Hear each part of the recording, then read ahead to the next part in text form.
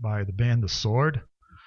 I guess you'd say that's a power metal band, just to show how open-minded I am. It's not always death metal here. It's not always classic metal here. It's not always black metal here. I'll go for the power metal as much as I sometimes say I despise it, from time to time. I think I've finished saying how much I despise the attitude of St. Joshi. So let's change the subject to, we mentioned your publishing efforts. Yes. What's the name of let's put it out there. What's the name of your company and the name of my how do we reach you and all that important stuff before Sure. we. The name of my publishing company is Phenom Publishing. Because of my Rhode Island accent, I'll spell it for you. It's FENHAM Publishing. And you can reach me at www.phenompublishing.com. And I'm also on Facebook. If you go to Facebook, go to Phenom Publishing, you can like the page if you want. But like I said, I had the 3 books out now. I have 1 book about H.P. Lovecraft in my grandparents' words, and I have 2 short story collections of my grandfather's. Okay. Do you have any plans to, kind of like August Derleth did, like start off with the one main subject, and then do you have any plans to publish other authors, get into further afield? Yeah, eventually I will, but I think 90% of getting a book out there is marketing. Right. So I could just put a book out from anybody, but I don't want to fall flat and not be able to market and get behind them. So I want to make sure I'm pretty well established, which I'm on my way to do before I take on other authors and everything. But I will eventually. So, right. Yes. Yeah, that just shows planning ahead. I mean, in other words, and I see it all too often. Yeah. The book goes out there. I mean, is it fair to say, unless you're I guess, what would you say, brand author? Yeah, unless you're an established author, then, you have to create a following and you have to create buzz about you and everything. Right. And that's a lot of work. So. And part of the work is, well, Chuckles, you know all about this. Chuckles the Clown is a brand in itself. It's not an easy, quick fix to put the word out there, right? It's it's a lot of grassroots. Basically, you cannot sit behind a television or a computer screen and say, "Woe is me." You got to get off your ass and do stuff. That's what it comes down to. Yeah, I mean, my favorite story is a musician we know who shall remain nameless. He was finally persuaded to put some of his music on the internet, and a few weeks later, our producer Tony Jones was talking to him, and yeah, Tony, I put a few of my songs online and nothing happened. It doesn't end there. That's where it begins. It begins when you have to promote yourself. And with my grandfather's stories and my publishing company, I've been going to a lot of different conventions. Right. Comic conventions, horror conventions, and different shows and everything like that. Right. You were even brave enough. I remember running into you at the Situate Art Festival, where they, for some diabolically evil reason, had stashed you and the other authors behind the public library on a side street on the furthest end of a parking lot. Yes. Well, that's because the clam cakes are very important. Those got to be out there in front. But people did find us too, though. And they had the clam cakes. After they got the clam cakes, they went to find us. But I have done like different craft shows and things like that. So I try and get out to a good mix. No, are you seeing results? Yes, I have. Yeah. Okay, yes. Because a lot of people, that's what'll happen is, I guess there's a lack of stick-to-itness these days. I mean, whether it's musicians, authors, everybody. Oh, I did this and I did this and nothing happened, and they're talking about a 3-week span of time, and they're wondering why nothing happened. We have, when you go to the shows, and I think Chuckles even said that, you have to engage the people. You have to tell them, because sometimes I've gone to shows and some authors are there or some people are there, and they just sit behind the table and they don't engage the people, and people will come up. But you need to let them know what you have to offer. Right, and I know exactly whereof you speak, because the author will not only will he or she sit behind the table, but the body language is actively leave me the F alone. Yeah. Not only do I not want to talk to you, but and Chuckles, you see that we see Rock and Shock. It's not just authors; it's musicians, celebrities. It's artists, celebrities. It's not just the author. Sit behind there with a tablet, talking to their friend when you're trying to get an autograph, or talk to them about your favorite line or whatnot, and they could care less. They're brushing you off. Now, I know, and your grandfather of all people knows this as well as you do, as far as pushing himself, because That man was in almost everything. Not only did he do books, worked with Houdini, but he was a composer. Composer of lullabies, right? Lullabies and other things too. He produced quite a bit of sheet music that I found. So he was all over. My mind reels and is terrified at maybe the lyrical content of these lullabies. Well, the man who wrote The Love Dead wrote lullabies. Yeah, but he was so versatile that I hope so. Good. He was versatile, and he was also back in the day. He was a booking agent for the vaudeville shows back in Providence and Connecticut and Massachusetts. He took a lot of the movie theaters like the Lowe's and the Phase Theater. They had magicians, comedians, and everything, and he was a booking agent. So I go on record. I ask you this every time. You think you would have booked the Evil Clown? I think he would have. You think the eating out of the diapers thing would have been right up his hand? I don't know. That's what you asked me last maybe time. Eating the organs, maybe, but I don't know about the diaper. I mean, the man, Ciametti was a gentleman, as was Lovecraft. They were weird, they were twisted, but they still maintained some sense of decorum, unlike the Evil Clown. Oh well, thank you. All right. With that, let's go to a band that also has no sense of decorum, based on their album art and music itself. How about the Melvins? Let's go with Going Blind here on the Haunted Cabaret, Rhode Island Free Radio.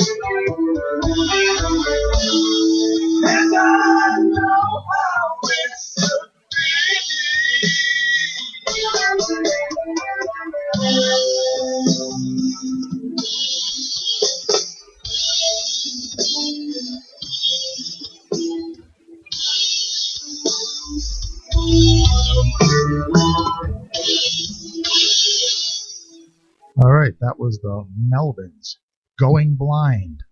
And I interested you to know, Chuckles, that was a cover of a Kiss tune. Yeah. So I did manage to insert Kiss in there indirectly this week. Which really means that's kind of why I like that song, because they did it better than Kiss. Touche. I will give the evil clown his props. Another thing I'll give you your props for is while the music was on and we weren't, you mentioned an event that, well, you are the architect of it, that we're going to be staging at the Warwick Library. It's a co-thing. It's Haunted Cabaret and Chuckles Crypt. It's going to be the second weekend in September when I get closer to a date and lock it. It's going to be at the Warwick Library.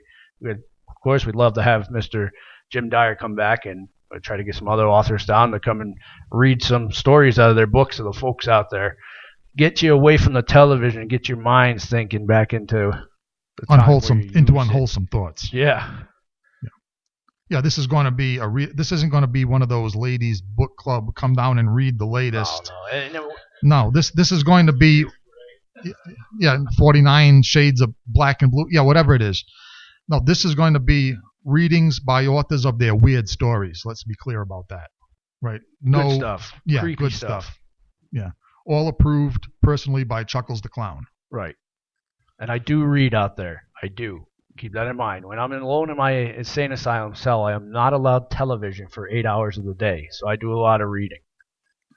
Okay. While we're on the subject, and we're heading toward the end of this show as fast as we ended, as we headed toward the end of Chuckles Crypt.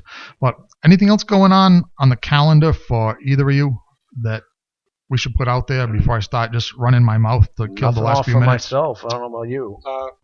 Yes, I'll be at TempleCon. It's a gaming convention. It's at the Crown Plaza on February 5th, 6th, 7th, and 8th. It's a 4-day convention. Okay. So I'll be there with my grandfather's books. Stay away from the comic books. I get first dibs. Yeah. No, you said gaming? Is it just it's other? No, it's mainly gaming, but otherwise other things too, right? Yeah, the other things you can do there. Yes, it's a board games. Electronic games, all different gamings. And it's a 4-day event, and the gaming goes on 24 hours a day. Okay. If you go to templecon.org, you can see it. Which, in only a few syllables, explains why I have not purchased a new gaming system in years, because I literally will game 24 hours a day. Literally. I mean, the last time I had a new gaming system, I sat in front of it, and the explanation was that it was Godzilla themed, and literally 24 hours with only occasional breaks for the bathroom and a glass of water. Yeah. So let's say I am an avid gaming enthusiast who does not play. I guess the same reason that some people don't drink alcohol. Right, you're addicted to it. I'm an addict. What can I tell you?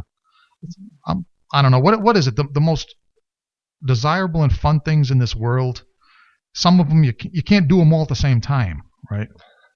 Well, yeah, unless you die and come alive a lot of times, and I get to do them a lot more than you. Well, yeah, if you're into reincarnation and you don't worry about death, yes.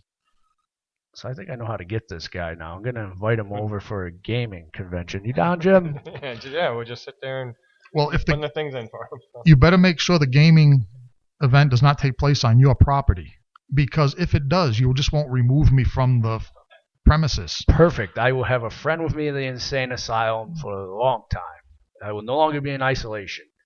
I will have Mr. Gonder there with me. Okay, just make sure the games are either Godzilla themed, Japanese giant monster themed, or Lord of the Rings themed, and I will not budge. I think you're in the wrong thing. I think they still have a